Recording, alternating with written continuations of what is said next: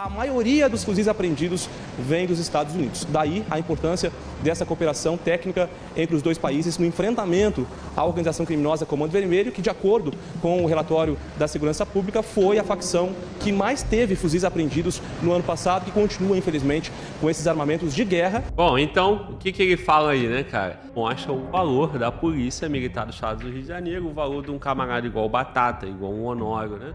A Polícia Militar do Estado do Rio de Janeiro merece respeito, porém, se você for ver a realidade do Rio de Janeiro, 2 fuzis não é nada.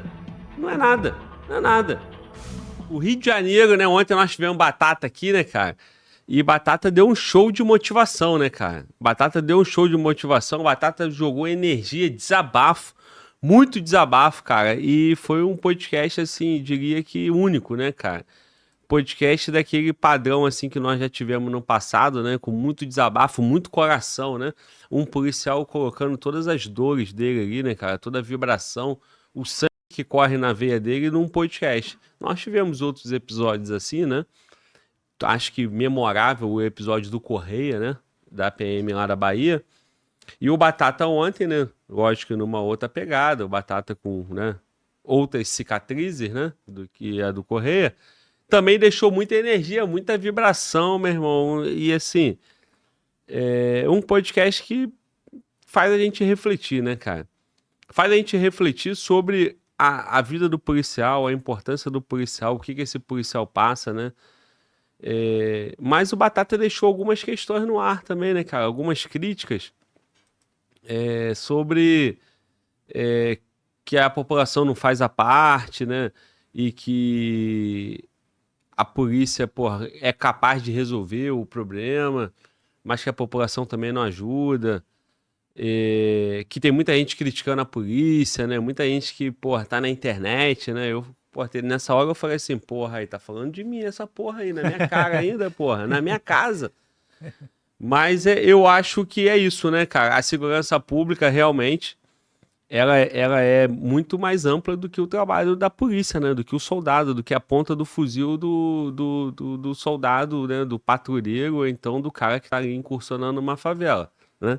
Tem outras questões, né? E aí, sem dúvida, né? O teatro de operação, o terreno, o mato, o sangue, o suor, quem sabe são eles, né? Que estão fardados lá, né? Mas eles também não podem, né, falar determinadas coisas, né, porque estão dentro de uma hierarquia e disciplina. Eles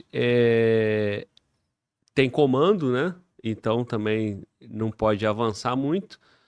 Se a gente escuta só o policial, a gente acaba que vai ter só a parte, né, a visão do policial, né, do policial operacional.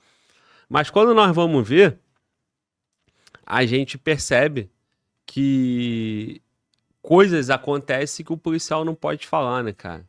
Então, quem tá no papel aí de comunicar, os jornalistas, né, a gente aqui no podcast, você que tá em casa, que é sociedade, você que tá vendo, né, coisas que estão na tua cara, você escuta a vibração de um polícia, você fica feliz da vida, né? Você vibra com ele, mas você fala assim, pô, mas também tem a parte tal que o polícia não tá falando, né? E uma dessas partes que o polícia não fala, né? Nem o Correia na Bahia, nem o Batata no Rio, é que ele jamais vai falar assim, cara, somos incapazes de resolver esse problema, né? Eles sempre vão dizer que conseguem resolver, porque de fato esse cara individualmente ele resolve. Se ele bota a farda dele, ele vai na favela e ele produz resultado, ele tá resolvendo. Só que no todo, né? No todo, que é o que a sociedade precisa, que a ponta que esse soldado não vê, é insuficiente. E por que eu te fiz essa introdução toda, né? Porque nós navegamos nesse tema aí já estamos há 4 anos, né? Vamos fazer o podcast dia 7 de abril de 2025 e o podcast completa 4 anos. E nós já conversamos com muito policial da ponta do fuzil, né? Policial, o cara do campo, né? O operacional que está aí no teatro de operação. Já conversamos com comandante, com oficiais, já conversamos com analista, já conversamos com político.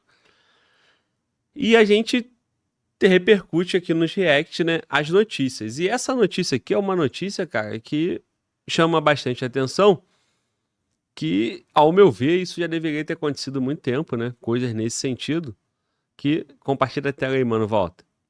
Rio de Janeiro quer reconhecimento internacional do Ser Vermelho, né? Da facção, né? Por quê?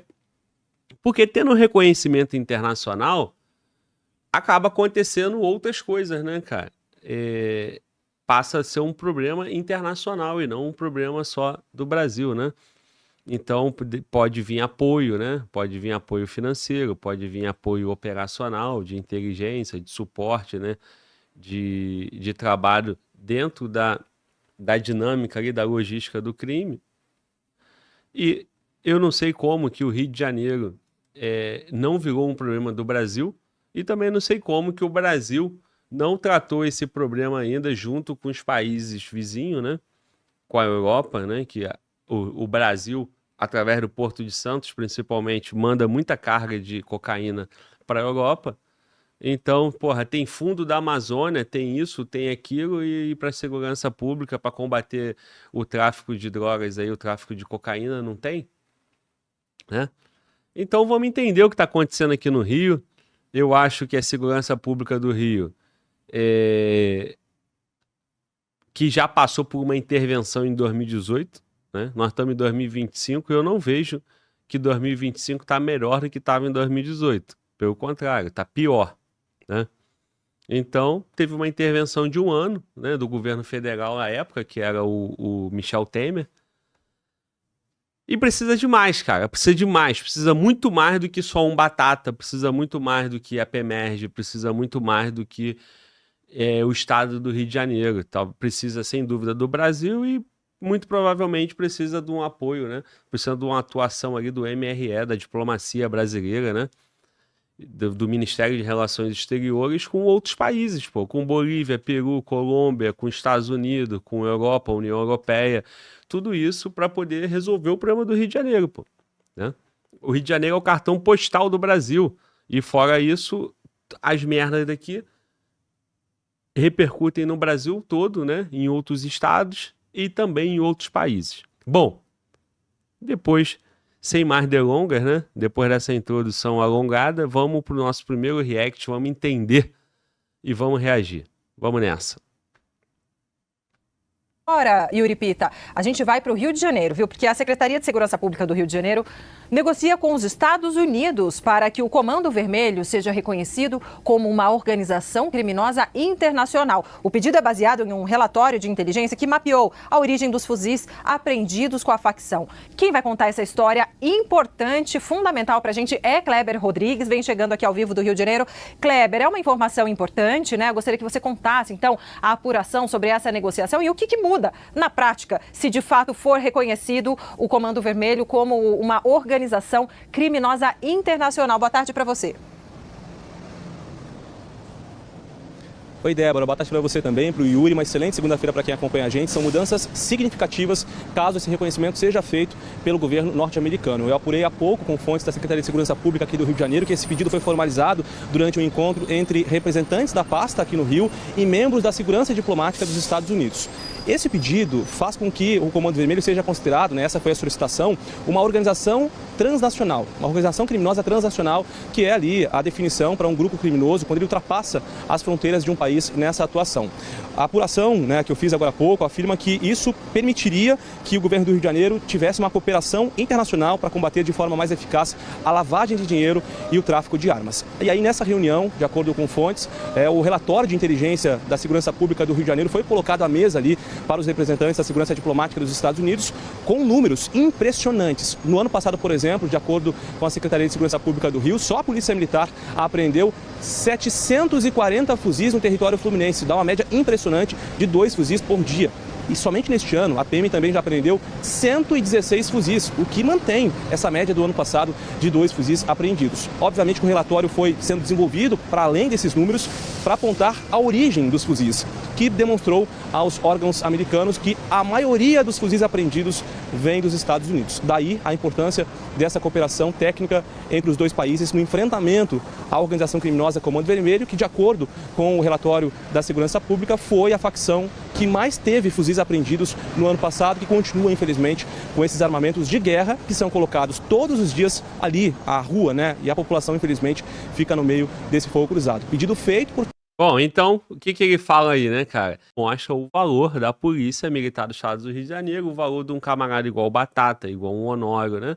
Esses caras que estão lá e eles entram naquele território com tudo de desvantagem, né? Tudo contra, barricada, seteira, população, morro, montanha, parte de mata, tudo isso o cara vai lá e conseguiu produzir um resultado. Beleza, 2 por dia, cara, 2 por dia. Eu sei que esse número é um número magnífico, né? Eu sei que a Polícia Militar do Estado do Rio de Janeiro merece respeito, porém, se você for ver a realidade do Rio de Janeiro, 2 fuzis não é nada. Não é nada, não é nada. É difícil falar isso, né? Porque eu vou falar isso para um camarada igual o Batata, né? Igual, de repente, o secretário de Segurança Pública do Rio de Janeiro, ele vai falar para mim assim, porra, Globo, você tá sentado na cadeira, num podcast, você não sabe a dificuldade que é para pegar 2 fuzis. Eu vou falar, pô, eu sei disso, beleza, respeito demais, parabéns, por isso que eu tô aqui e o senhor tá aqui como meu convidado. Porém, quando a gente vai falar de sociedade, quando a gente vai falar de segurança pública, a população, ela quer saber se o Estado é capaz de garantir, né, a segurança da sociedade. E se o Estado recolhe da rua 700 fuzis, numa cidade onde estima-se que tem em torno de já 50 mil fuzis, não é nada. Não é nada. Tu imagina você que um lugar que tem 1000 comunidades, cada comunidade dessa tem fuzil, né? Tem comunidade que tem 200. Tem complexo de comunidade com número de fuzil superior à reserva de armamento do batalhão da área, pô. Então, se isso é uma realidade, o que nós estamos contando para a sociedade? A polícia foi lá e recolheu 2 fuzis. Beleza, tem 198. Tem fuzil suficiente para os caras colocarem 4 na rua, dentro de um carro, para abrir 4 portas na tua frente e o cara te assaltar de fuzil. E se esse cara tá te assaltando de fuzil, entra naquele outro ponto que o Batata tava dizendo. Por mais que você seja policial e esteja com a arma na cintura, a chance de tu reagir, sobreviver e salvar tua família é mínima. De fato, realmente, pô. Um homem, uma arma ou 2 armas, você vai usar uma de cada vez, né? Assim, eu sei que no filme é maneiro, né? O cara pega e sai, porra, atirando com 2 armas, né? E acerta tudo ainda, né? Acerta todo mundo. É uma arma ali, é um backup, né, e tal. E aí, você vai combater com 4 caras, porra. Então, assim, cara, enquanto o Rio de Janeiro não tiver aprendendo aí, cara, por números de 3 mil todo ano e não entrar mais nada, isso aqui não vai ficar tranquilo, pô. Agora, como é que, se a polícia, com a capacidade que ela tem operativa, consegue apreender 700, o que está faltando para conseguir ir para números de 2 mil, 3 mil? Eu acho que essa é a pergunta que tem que se fazer. Porque se você for ficar só batendo no peito, né? Batendo no peito e levantando a moral da polícia, que é necessário, nós fizemos isso ontem, agora hoje é o dia de fazer uma análise, né, mais ampla. Não vai dar jeito, irmão. Não vai dar jeito. Por quê? Como a reportagem acabou de falar, levantamento, eu posso até voltar aqui, ó, nesse trecho, levantamento constata que a maior parte desses armamentos apreendidos vem dos Estados Unidos, ou seja, a indústria bélica lá faturou, vendeu, e esse armamento virou violência aqui no Rio de Janeiro.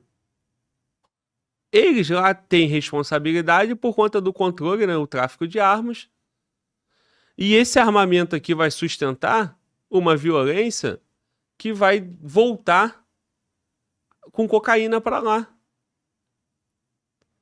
Se querem resolver isso, se um acordo mútuo entre Rio de Janeiro, Brasil e Estados Unidos é bom, maravilha. Resta saber se os Estados Unidos está preocupado com o armamento que é vendido lá e que entra ilegalmente em outros países, né? No nosso caso, Rio de Janeiro, Brasil, né? Quer ver? Deixa eu ver se eu acho o trecho que fala sobre isso. Vamos lá. Da Segurança Pública do Rio de Janeiro foi colocado à mesa ali para os representantes da segurança diplomática dos Estados Unidos com números impressionantes. No ano passado, por exemplo, de acordo com a Secretaria de Segurança Pública do Rio, só a Polícia Militar apreendeu 740 fuzis no território fluminense, dá uma média impressionante de 2 fuzis por dia. E somente neste ano, a PM também já apreendeu 116 fuzis, o que mantém essa média do ano passado de 2 fuzis apreendidos. Obviamente que o relatório foi sendo desenvolvido para além desses números, para apontar a origem dos fuzis, que demonstrou aos órgãos americanos que a maioria dos fuzis apreendidos vem dos Estados Unidos. Daí a importância dessa cooperação técnica entre os dois países no enfrentamento à organização criminosa Comando Vermelho, que, de acordo com o relatório, a maioria dos fuzis vem dos Estados Unidos. Aí é uma cooperação técnica entre os países. Bom, quantos fuzis saem dos Estados Unidos, vêm para o Brasil, vai para esses grupos armados aí, esses terroristas ao longo do mundo aí, né? Armamento russo, armamento americano, armamento de vários outros países desse aí que tem uma indústria bélica forte. Aqui no Brasil, parece que o armamento que é fabricado aqui, pouco ele acaba caindo no tráfico, por exemplo, em Bel, né? Então, assim, cara, são questões que você consegue perceber que policial militar do Rio de Janeiro não vai resolver? Não vai resolver, pô. Se a PF, se o Brasil, se esses outros países não tiverem envolvido, não funciona, porque o que sustenta a violência é a arma. O que sustenta a violência para roubar teu carro ou para sustentar um território é a arma. E a arma não é feita aqui. A gente escuta isso demais, né? Então, se o produto, né, o produto do mal é a cocaína, se não tiver arma, continua sendo do mal, beleza? Mas diminui a violência. Você vai ter o que muitos políticos tratam como, não, droga é um problema de saúde pública. Beleza. Vai ser de saúde pública enquanto ninguém matar, né? Enquanto ninguém promover violência para proteger um território. E a atividade do tráfico de drogas, ela acaba que, se você tem a arma para proteger o território e vender droga, você, com essa arma, você faz tribunal do crime. Com o tribunal do crime, você promove violência e vira um estado bárbaro, um estado onde o cara é a própria justiça, né? Se esse cara tem arma parada ali e tá sobrando, ele vai pra rua, pô. Ele vai pra rua roubar alguém. Se ele precisa, de repente, invadir um outro território, ele empresta o armamento para invadir um outro território e por aí vai, cara. Então, assim, parabéns, né, para a Secretaria do Rio de Janeiro. Eu não sei qual o fruto que nós vamos ter disso, mas, sem dúvida, me parece bem razoável e bem necessário, né? E uma coisa que certamente, se já tivesse acontecido antes, nós teríamos melhores resultados. Porque, como eu disse no início, se entra ano e sair ano, a Polícia Militar do Estado do Rio de Janeiro e a Polícia Civil do Estado do Rio de Janeiro apreenderem 700 ou 1.000 fuzis, ao longo de 20 anos, não vai resolver. Porque entra mais do que sai, né? E é o que tem acontecido de 20 anos para trás. Então, ou nós vamos começar a prender e ficar preso um número muito maior do que a fábrica de criminosos, pô. Todo dia, todo ano, nasce mais criminoso do que... Nasce, que eu digo, entrando na atividade criminosa, né? Não é que o bebê nasce já e tá fadado a ser criminoso.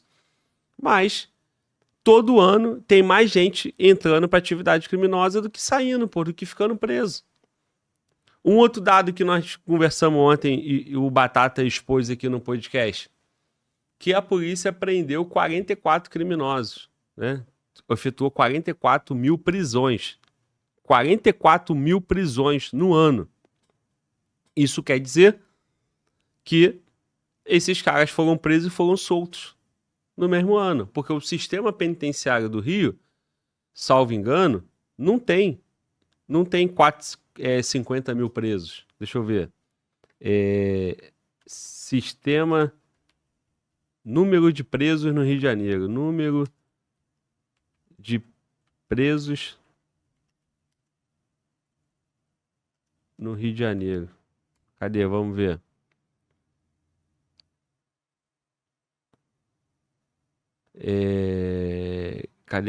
Cadê? Superlotação chega a 49% no presídio do Rio. Então, quantos tem? Com a população carcerária de 43 mil pessoas. Então, o que acontece? Tem 43 mil presos no Rio de Janeiro. A polícia prende isso todo ano. Todo ano a polícia prende isso. Então, cara, essa conta aí, o dia que tiver alguém interessado em resolver isso, que me parece que é a postura da Secretaria de Segurança Pública do Rio de Janeiro atual, vai ter que fazer isso, vai ter que chamar lá e falar, Estados Unidos, tá vindo arma daí e eu não consigo evitar que entre aqui. Você pode me ajudar? Europa, tá entrando, União Europeia, tá entrando um monte de cocaína aí que sai daqui, eu não consigo evitar que saia daqui. Você pode me ajudar? Pode. Forças Armadas, você pode me ajudar? E vai ter que ser assim. Sem isso, Polícia Militar vai combater, vai produzir policiais bravos igual o Batata, no exemplo do nosso convidado de ontem.